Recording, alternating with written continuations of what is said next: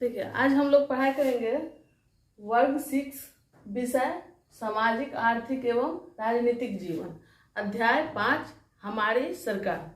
अब देखिए, सबसे पहले हम लोग जानेंगे सरकार के बारे में, इसमें कि सरकार किसे कहते हैं। तो सरकार का परिभाषा इस प्रकार से है कि यह एक विधि सम्मत संस्था है जिसमें कार्यपालिका, विधायिका और न्यायपालिका की शक्ति एक ही साथ या अलग अलग निहित होती है। तो आप सरकार का परिभाषा वीडियो पॉज करके लिख सकते हैं कि सरकार किसे कहते हैं। सरकार एक ऐसी विधि सम्मत संस्था है जिसमें कार्यपालिका, विधायिका और न्यायपालिका की शक्ति एक ही साथ या अलग अलग निहित होता है।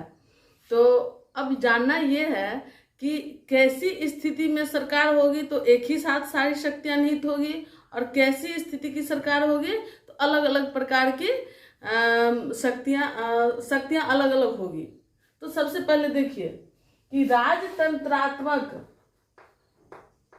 राजतंत्रात्मक जो सरकार होता है उसमें क्या होता है, कार्यपालिका, विधायिका और न्यायपालिका तीनों की शक्ति एक ही साथ राजा में निहित होता है। जहां राजा का शासन होता है वहां राजतंत्रात्मक व्यवस्था कहते हैं, और ऐसी व्यवस्था, ऐसी सरकार में क्या होती है, कार्यपालिका, विधायिका और न्यायपालिका तीनों एक ही के हाथ में निहित होता है।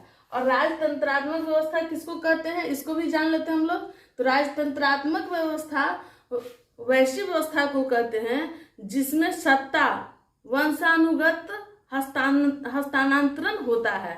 मतलब कि अगर पिता राजा है उसके बाद राजा कौन बनेगा, उसका पुत्र बनेगा, या राजा के द्वारा जो मनोनीत किया जाएगा वही बनेगा। इसमें जनता की कोई भूमिका नहीं होती है, चाहे राजा योग्य हो या अयोग्य हो, उसी के द्वारा नियुक्त व्यक्ति को फिर से राजा बनना है। तो इसी को राजतंत्रात्मक व्यवस्था कहते हैं। राजतंत्रात्मक व्यवस्था में समझ गए कि कार्यपालिका, विधायिका और न्यायपालिका तीनों की शक्ति किस में निहित होती है, राजतंत्रात्मक व्यवस्था में। चलिए अब दूसरा व्यवस्था देखते हैं, एक है अध्यक्षात्मक व्यवस्था।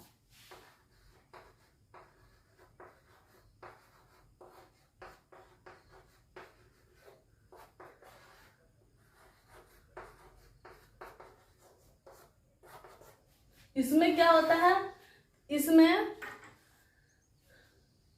व्यवस्था में कार्यपालिका, विधायिका और न्यायपालिका तीनों शक्तियां अलग अलग होती है। कार्यपालिका का कार्य करने वाले व्यक्ति अलग होते हैं, विधायिका का कार्य करने वाले व्यक्ति अलग होते हैं, और न्याय करने के लिए जो व्यक्ति होते हैं वो अलग होते हैं। तो इसको कहते हैं अध्यक्षात्मक व्यवस्था। जैसे कि आप इस तरह की व्यवस्था को कहाँ देखेंगे, अमेरिका में क्या है कि वहाँ का जो राष्ट्र अध्यक्ष होता है, जो प्रमुख होता है, वही सर्व प्रमुख होता है। वैसी व्यवस्था को क्या कहते हैं, अध्यक्षात्मक व्यवस्था कहते हैं। और उस व्यवस्था में न्याय करने की शक्ति एक अलग संस्था को होता है। कार्यपालिका, कार्य को लागू करवाने वाले व्यक्ति का पावर अलग होता है, अलग व्यक्ति के हाथ में होता है, और विधि बनाने वाले व्यक्ति अलग होते हैं। तो चलिए अब अगला देखते हैं, अगला है संसदीय व्यवस्था।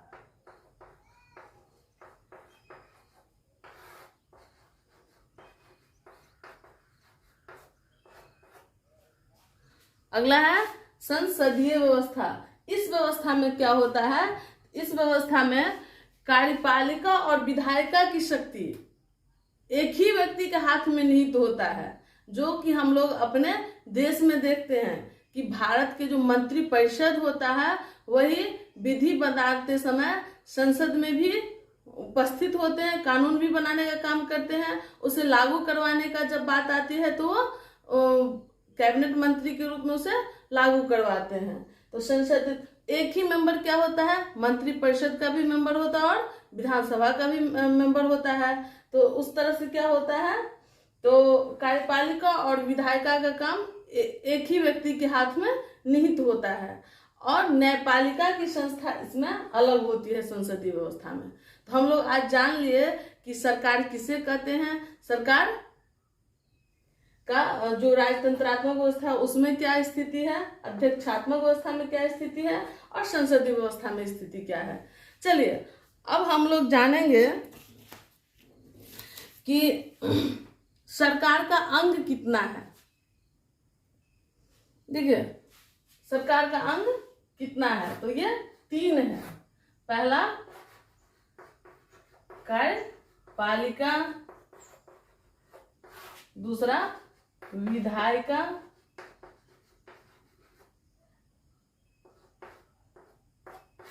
तीसरा न्यायपालिका। यही तीनों शक्ति सरकार में निहित होती है, तो यही इसका अंग हो गया। तो कहीं अब इससे पहले बताए हैं कि राजतंत्रात्मक व्यवस्था में ये शक्तियां कैसे होती है, अध्यक्षात्मक व्यवस्था में कैसी होती है, संसदीय व्यवस्था में कैसी होती है। चलिए अगला हम लोग देखते हैं कि सरकार का स्तर कितना है। इस चीज को हम लोग अलग अलग चैप्टर में देखेंगे। कार्यपालिका किसे कहते हैं, विधायिका किसे कहते हैं और न्यायपालिका को तो हम पढ़ा दिए हैं, वीडियो बना दिए हैं। अब इस तरह से कार्यपालिका और विधायिका जो पिछले चैप्टर बाकी है उसमें पढ़ाएंगे, तो इसमें इसका विश्लेषण करेंगे। अब हम लोग देखते हैं कि सरकार का स्तर कितना है। क्या देखेंगे, सरकार का स्तर कितना, सरकार कितने स्तर का सरकार होता है, तो ये भी 3 स्तर का सरकार होता है। अब देखिए पहला होता है, सबसे ऊपर कौन होते हैं, केंद्र सरकार, केंद्र सरकार, उसके बाद राज्य सरकार, उसके नीचे स्थानीय सरकार। अब इस चीज को हम लोग जान लिए कि कितने स्तर के सरकार होते हैं, 3 स्तर के सरकार होते हैं। एक केंद्र के स्तर का सरकार होते हैं जो पूरे अखिल भारतीय सरकार होते हैं, पूरे भारत का एक सरकार होता है। राज्य स्तर, हर एक राज्य का एक एक मुख्यमंत्री होता है, वो उसको भी सरकार कहते हैं, राज्य स्तरीय सरकार। और स्थानीय स्तर जो ग्राम पंचायत का चुनाव होता है और उसमें जो प्रधान का चुनाव किया जाता है, मुखिया का, वही क्या है, स्थानीय स्तर का सरकार है। तो हम लोग ये तीनों स्तर के सरकार को देख लिए। अब देखिए अब अगला टॉपिक है आपके बुक का कि केंद्र शासित प्रदेश क्या है। हम लोग पढ़ते हैं कि भारत में 2 प्रकार के राज्य हैं, एक है राज्य और दूसरा केंद्र शासित राज्य। तो ये केंद्र शासित राज्य क्यों है, इसका भी जानना जरूरी है कि आखिर सभी जो राज्य है वो राज्य ही क्यों नहीं है, या सभी राज्य केंद्र शासित प्रदेश ही क्यों नहीं है, केंद्र शासित राज्य ही क्यों नहीं है। तो कुछ ही राज्य को केंद्र शासित राज्य बनाया गया है, इसके पीछे का क्या मतलब है, इस चीज को जानना बहुत आवश्यक है। और ये बच्चों की क्लास है और बच्चों की क्लास में छोटी छोटी बातों को ही बताया जाता है, इसलिए सबसे पहले हम लोग जान लेते हैं कि केंद्र शासित प्रदेश क्यों है, इसकी क्या आवश्यकता है। चलिए देखिए, केंद्र शासित प्रदेश किसे कहते हैं, वैसा प्रदेश, वैसा राज्य जो सीधे केंद्र के शासन के अधीन हो, जिसमें किसकी शासन व्यवस्था हो, मुख्य रूप से केंद्र की, तो वैसे क्षेत्र को क्या कहते हैं, तो केंद्र शासित प्रदेश कहते हैं। अब इसका क्या कारण है, क्यों बनाया जाता है केंद्र शासित प्रदेश, ये तो जान गए कि केंद्र शासित प्रदेश किसे कहते हैं, जो जिसपे शासन व्यवस्था डायरेक्ट किसका होता है, केंद्र का होता है। तो अब उसको क्यों बनाया जाता है, इसके पीछे 2 कारण है, 2 लॉजिक है। पहला क्या है कि वैसा राज्य जिसका भारत से स्वतंत्र होने का खतरा या किसी भी देश से स्वतंत्र होने का खतरा बना रहेगा, उसको केंद्र डायरेक्ट अपने अधीन कर लेगी। पहला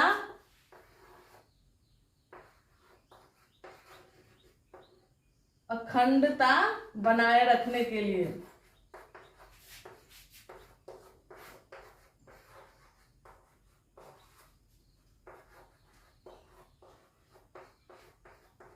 दूसरा वहां पे कुछ विशेष प्रकार का जो जाति रहेगा या जनजाति रहेगा जिसकी सुरक्षा खतरा में रहता है, कम संख्या में जो जनजाति है उसके सुरक्षा के दृष्टिकोण से वहां के शासन व्यवस्था डायरेक्ट केंद्र के अधीन हो जाता है कि किसी अन्य मतलब किसी राज्य का वहां पे शासन व्यवस्था नहीं होगा, जिससे क्या होगा तो वो अपने राज्य अपने हिसाब से कानून व्यवस्था बनाएंगे और किसी बाहरी सबको भी वहां बसने का या कुछ इस तरह का प्रक्रिया में संलिप्त कर लेंगे, जिससे वहां के स्थानीय जनजाति सब पे खतरा होगा और वो विलुप्त हो जाएंगे। तो कुछ जनजाति के संरक्षण के लिए, सुरक्षा के लिए भी केंद्र शासित प्रदेश होता है। जैसे आप देखेंगे कि अंडमान निकोबार, उसमें क्या है, कई ऐसे जनजाति, अंडमान निकोबार क्या है, केंद्र शासित प्रदेश है, और उसमें कई ऐसे जनजाति हैं जिसका अस्तित्व हमेशा खतरा में बना रहता है। बाहरी व्यक्ति का जैसे ही उससे संपर्क होगा तो वो क्या होगा, धीरे धीरे उसकी अपनी संस्कृति, उसका अपना जो नेचुरल प्रक्रिया है वो समाप्त हो जाएगा, और यहाँ तक होगा कि वो जनजाति विलुप्त भी हो सकता है। तो इसलिए क्या होता है कि केंद्र डायरेक्ट अपने निगरानी में वैसे वैसे क्षेत्र को रखते हैं जहाँ के जनजाति को सुरक्षित रखना है, जिसको बचाना है। तो इसीलिए दूसरा पॉइंट क्या हो जाएगा, विशेष समुदाय के रक्षा के लिए, विशेष समुदाय के रक्षा के लिए।